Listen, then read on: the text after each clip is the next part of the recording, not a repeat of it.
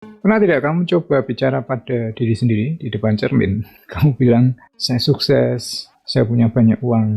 Tapi di dalam hati, kamu malah merasa konyol. Jujur saja, hampir semua orang merasakannya. Kenapa? Karena otak kita pintar. Dia tahu kalau kita sedang membohongi diri sendiri. Begitu kamu bilang, saya kaya, otakmu langsung mengecek saldo ATM dan bilang, ngaco kamu, saldo saja tinggal segini. Nah, video kali ini saya mau kasih tahu satu trik untuk menipu penjaga gerbang di otakmu itu. Kita tidak akan pakai suara kita sendiri, tapi pakai suara orang lain. Ini namanya teknik ucapan selamat dari Neville Goddard. Halo soal Hai Mystic, selamat datang di Bermain Jiwa Kepelimpahan. Saya Triandoko. Di sini kita membedah cara kerja manifestasi atau mewujudkan keinginan menggunakan logika supaya kepelimpahan itu bukan cuma jadi mimpi, tapi hasil nyata yang bisa kita buat sendiri. Pastikan kamu sudah subscribe supaya cara berpikir dan energimu makin selaras untuk hidup yang lebih makmur. Mari kita mulai. Di video ini kita akan bahas 4 hal penting. 1. Kenapa suara orang lain lebih ampuh? Apa alasan logis kenapa telinga kita lebih percaya omongan orang? Yang kedua, memilih aktor yang pas. Bagaimana cara memilih teman atau keluarga yang suaranya paling manjur di pikiranmu? Hal yang ketiga, rahasia sentuhan fisik. Kenapa jabat tangan dalam imajinasi itu penting sekali? Lalu yang keempat, latihan 7 hari atau 7 malam. Cara praktis melakukannya sebelum tidur tanpa ribet. Coba ingat-ingat kapan terakhir kali kamu merasa benar-benar hebat. Biasanya itu terjadi saat ada orang yang memuji kamu kan. Misalnya teman kantormu bilang, wah proyekmu kemarin keren banget bro. Atau istrimu bilang, terima kasih ya pak, sudah kerja keras buat kita. Secara alami, kita sebagai pria itu butuh pengakuan. Kita diprogram untuk percaya pada apa yang dikatakan orang tentang kita. Inilah celah yang akan kita pakai. Saat kamu membayangkan orang lain mengucapkan selamat, otakmu tidak akan membantah sesadis saat kamu bicara pada diri sendiri. Kenapa? Karena dalam pikiranmu, itu adalah data dari luar. Kamu tidak lagi berusaha meyakinkan dirimu sendiri, tapi kamu sedang mendengarkan fakta yang disampaikan oleh orang lain. Ini cara paling tepat untuk membuat pikiran bawah sadar percaya bahwa keinginanmu sudah jadi kenyataan. Nah, analogi sederhana. Bayangkan kamu sedang menunggu hasil tes kesehatan atau hasil wawancara kerja. Kamu bisa saja bilang, saya pasti lulus 1000 kali. Tapi rasa tenangnya baru benar-benar muncul saat petugasnya menelepon dan bilang, selamat Anda diterima. Nah, perasaan lega itulah yang mau kita ambil dan kita masukkan ke dalam imajinasi kita sekarang.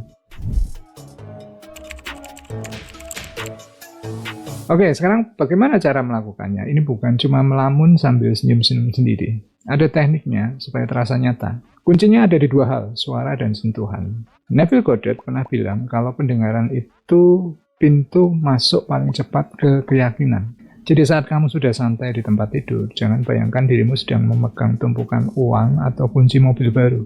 Itu terlalu repot dan sering bikin pikiranmu malah jadi ragu. Nah, sekarang langkah-langkahnya. 1. Pilih satu momen pendek. Bayangkan kamu sedang berdiri di depan seseorang yang kamu kenal baik. Lalu, yang kedua, jabat tangannya. Ini rahasianya. Dalam pikiranmu, rasakan tangan mereka. Apakah tangannya kasar, hangat, rasakan genggamannya yang erat. Sentuhan fisik ini adalah cara paling ampuh untuk meyakinkan tubuhmu kalau ini sedang terjadi. Lalu yang ketiga, dengarkan kalimatnya. Biarkan dia bilang 1 kalimat saja, tidak usah panjang-panjang. Contohnya, selamat ya, akhirnya goal juga usahamu. Atau wah selamat ya, buat rumah barunya. Lalu yang keempat, rasakan malunya.